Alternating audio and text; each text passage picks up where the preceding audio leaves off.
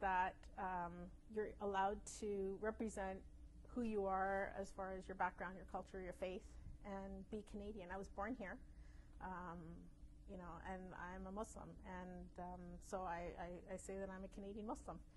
And I think that the Canadian political system represents all Canadians. We have the Charter of Freedoms, Charter of Rights that actually protects all of our rights and freedoms, and I think that it speaks to everyone. It speaks to a Canadian, whether they're from a Sikh background, whether you're from a Catholic background, whether you're Portuguese, whether you're Chinese, you know, anyone who's come into Canada and called and said that this is my home, Canada's my home. I think Canada speaks to them, and the political system speaks to every one of us. I think there is a fairness and equality for everyone, and that's why a lot of people, you know, love living here. You know, this is Canada, this is my home, and the reason why I wanted to enter the political system was because I wanted to represent Canada, you know, regardless of what I look like. I'm still Canadian. Never thought, if you asked me a year before I ran, I wouldn't have known that I would be running for politics. I've been mostly involved in community, and as a community worker, you do a lot of work for people, and you know, you never really think political. At least I didn't anyway. Some people actually do build their career based on that path. You know, they start doing all these things with the food bank and whatnot, and then eventually build a little bit of a profile, and oh, this person's a good person, so let's, you know, vote for them because they're in politics. I just happened to be a community worker without that goal. Over time, people had asked me, you know, you really should consider politics, and I'd be like, I just laugh it off and say, no, that's, you know, politics is dirty, and I really don't have any interest in that. And then the more I got involved, and the more I started to see that, you know, you really need to work with politicians in order to enforce and implement change, you know, and the more that it was asked of me, you know, to be a part of that change, to make things happen, to better the community, the more I started thinking about, you know, running and doing something. And even when I did start thinking about it and started taking it seriously, I did do some research, and I looked at, you know, where I lived and who was there, and, you know, what the political scenario was, and you know, so it definitely took some research, and you know, after consulting with members of the community and, you know, getting a thumbs up from people, I decided to throw my name in the hat.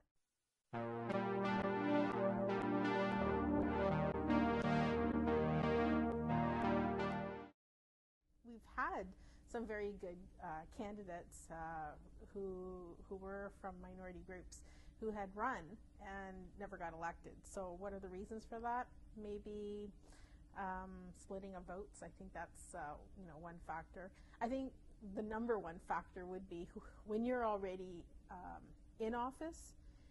Typically, especially when it comes to municipal elections, 99% of the times they're going to get reelected. Unless they've committed murder, they're going to get reelected. So, you know, should that be, you know, a damper on anyone else trying to run? No, not at all. I think everyone should you know, at least try and run, and you never know, right? But really, in the most cases, you know, those that are already in office have an advantage. You know, they're already meeting with different community groups, and they've already got established relationships with, you know, not just community groups, ethnic groups, faith groups. You know, they're in there, right? They're doing their job. That's what their job is. If they're representative in office, representing a certain area, then they have to be out there, and they have to be talking to people. And, you know, so those established relationships, I think, carry them through, regardless of, you know, if somebody else decides to run against them from certain community groups.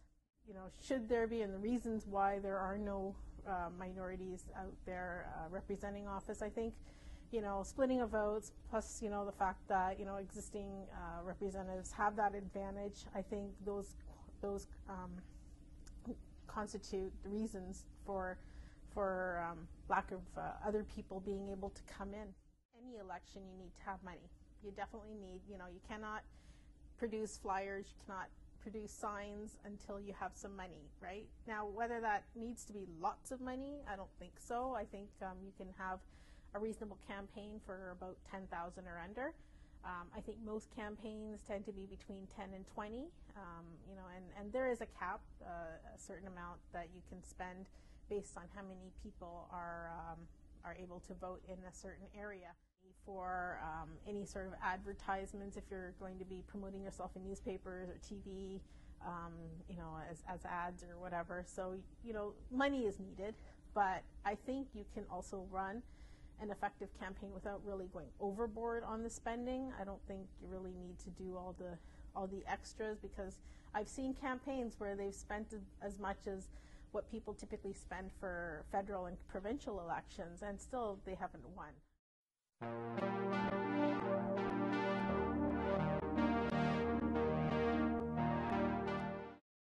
South Asian community may still have a ways to go. I don't think that they're totally lost as far as, you know, what politics is about. I think we have a lot of South Asians that understand what it means to vote, what it means to be Canadian, what the laws, how the laws apply to them and affect them. I think we have a lot of our community, South Asian community, that are out there and they do vote.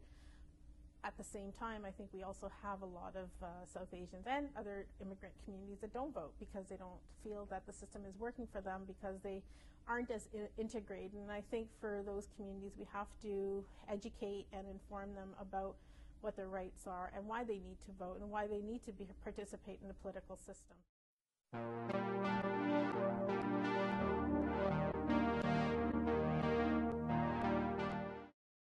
The hurdles that I've faced, I think, were not having a strong background politically. Like I said, I didn't really have a plan years in advance. A lot of people actually do have a plan. They plan their time years in advance before they decide to run. I really didn't know that I was going to run even 6 months prior to running, so I didn't really have a plan beforehand. If I did, then I probably would have done certain things differently. I probably would have connected with specific targeted community groups. My community efforts have sort of been widespread across the GTA in the US, so I'd sort of been everywhere. If I knew that I was going to be running in a certain area, I probably would have targeted a little bit more at home and, you know, networked very specifically with specific groups, you know, which would have, you know, equaled a certain number of votes. So I think, you know, as far as hurdles go, not having those connections in advance, probably, you know, I could have probably, you know, done that job better. Some of the hurdles, I think, with my own community, because every candidate who runs typically has a base, right? So if you have someone running from the Sikh community, they would have their Sikh community, you know, as a base, and then you tap into anyone else afterwards. And then I had my Muslim community. I'm a Muslim, so I had that as a base. However, within our own culture, it's sort of frowned upon, A, for women to run, B, for women to even go into the mosque and speak in front of an audience to solicit for votes. So I had that sort of working against me, you know, not being a male, not being, you know, someone who was, who the mosque would have felt comfortable. But I mean, I'm really grateful. A lot of the mosques were very good with me, and they did give me that opportunity. They actually had a lot of trust and confidence in me to allow me to run, and they supported me. And so, you know, hurdles were minimal. There were some there, but, you know, they were there in a smaller way. And I think, you know, a lot of people would look at me and say, you know, I wear a headscarf. So people would say, oh, you know what, are you sure you're going to be running because you wear a hijab? And so